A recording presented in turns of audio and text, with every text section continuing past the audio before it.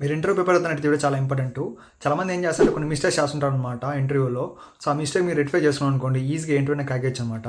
First mistake ఏంటంటే ప్రతి ఒక్క జాబ్ రోల్కి సేమ్ రెజ్యూమే పెడతారనమాట. అలా కావాలి మీరు డిఫరెంట్ జాబ్ రోల్కి డిఫరెంట్ రెజ్యూమే పెట్టాలన్నమాట.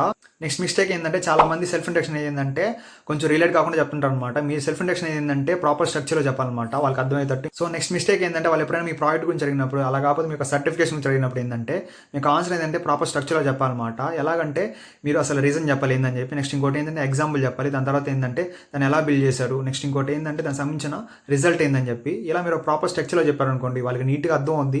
నెక్స్ట్ ఇంకో మిస్టేక్ ఏంటంటే లాస్ట్లో క్వశ్చన్ అడతారనమాట, మీకు ఏమైనా క్వశ్చన్ ఉన్నాయని చెప్పి. అప్పుడు చాలామంది ఏం చేస్తారు క్వశ్చన్ అడగకుండా ఉంటారనమాట. అప్పుడు మీ ఇంప్రెషన్ అయితే పోద్ది.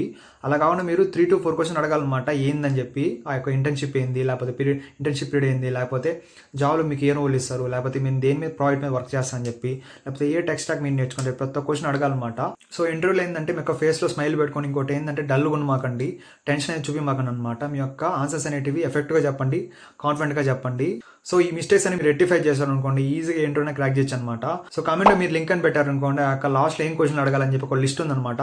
ఆ లిస్ట్ మీకు పంపిస్తాను. సో ఇలాంటి యూస్ఫుల్ కంటెంట్ కోసం మరొకరిని ఫాలో అండి. రేపు కలుద్దాం.